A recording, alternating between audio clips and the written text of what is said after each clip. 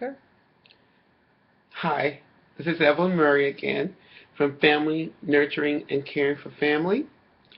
Phone number 503-875-9200.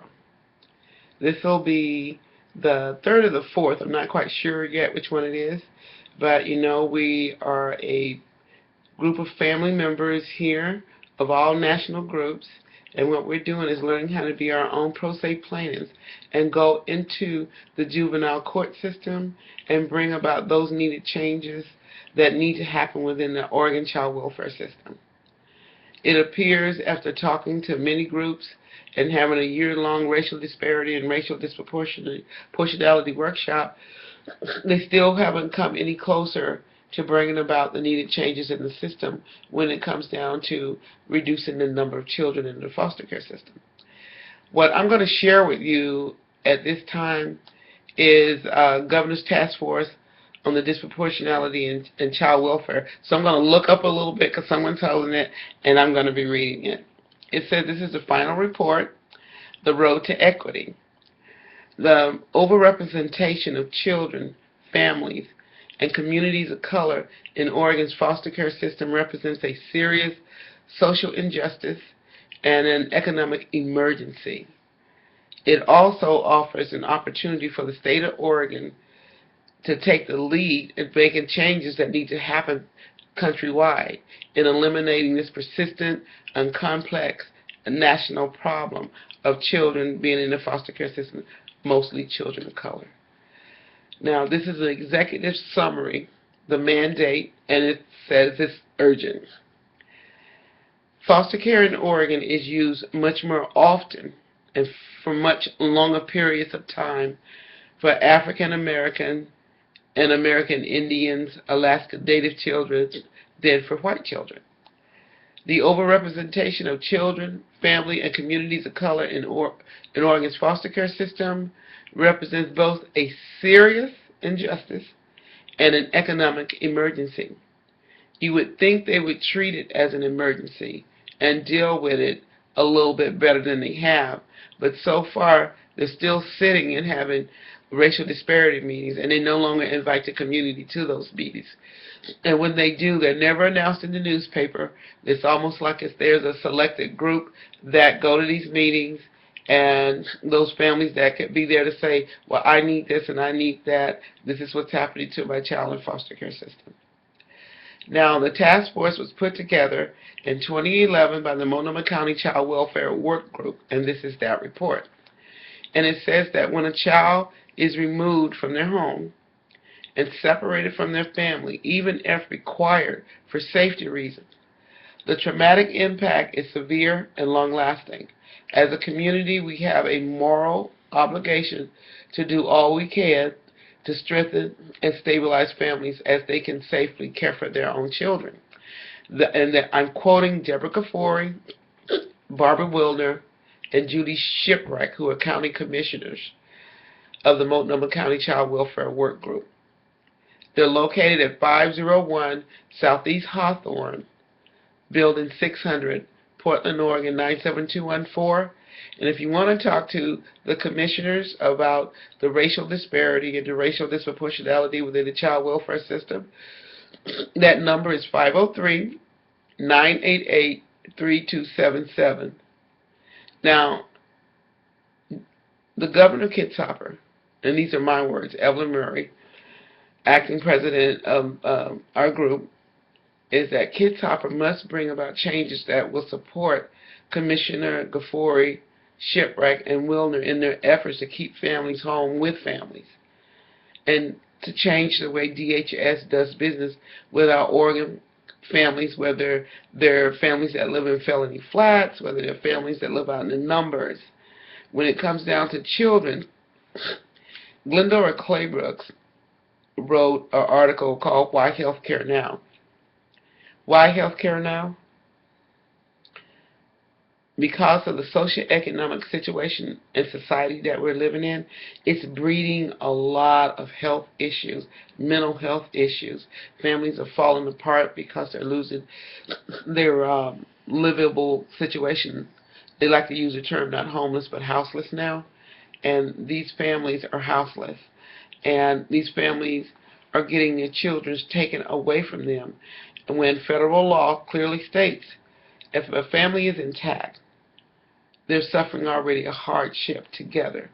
So to remove the child is to add an additional hardship. So federal law states that this is not child abuse, and you cannot remove the children out of the family. So one of the things is that this is an issue that's not being addressed. We have a lot of CASA people that are retiring. We have a lot of CASA people that are quitting their jobs because they're saying that because of the mistakes that are being made in the child welfare system and the lawsuits that are coming at Oregon, they try to cover these up, and that's something that they shouldn't do. It's a problem that needs to be public. It needs to be addressed. There needs to be an Amber Alert, just like there is for public. We live a public life. We go to public school. We go to public grocery stores. We go to public theaters. We, in this community, we live publicly. When a child is missing in action, the community's out looking for that child. Everyone's looking for that child. There's an Amber Alert. When a child is missing or dies in the foster care system, and we'll just say if a child is missing, then we're on the subject of Amber Alerts, is that no Amber Alerts are ever given out. If they're not going to report, they don't find that child, then they mark it as a runaway. They don't tell families that your child is lost somewhere out there. And a lot of us are sitting at home thinking that our children have been adopted and they're gone. We have people that children have been adopted 3 or 4 times, which means they are being given back to the state. It is always good to go out once a week to the county, especially on Mondays, and look at the dockets to see if a case is being heard. This is how I found out that my grandchildren were not adopted when they told me that they were adopted. They were on the docket. I was told that the case was closed and that those kids had been placed, but I kept going out and I kept going out, and there they were on the docket. And when they're on the docket and you get just to read that docket sheet, guess what else is on that docket? Their case numbers. And this is something that you can't get from caseworkers or anyone that's dealing with DHS. But when they post it up out in the hallway outside the courtrooms, each child has a case number. That's where you can copy it down. But you don't know to do that if you think your child has been adopted out. One girl, a young lady, she's 29 years old. She was adopted out twice. She was raped in the foster home, gave birth to a baby. The state took the baby, and she don't know where that baby is. She was given back to the state the second time, and she went into Fairview. And she's been bouncing in and out of mental health care for years.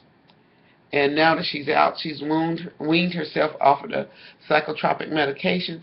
Her last medication she, weaned herself off of was Depakote. Depakote is known to destroy your kidneys and your liver. She just got diagnosed with liver damage from the Depakote. So when kids have no voice whatsoever in the system, whenever the newspaper gets involved, you will, reporters like Amy Green at the Oregonian will always say that the DHS was silent and would not give any response. This is how they respond, with silence. When your children go to bed that night, they don't hear your voice, they get silence.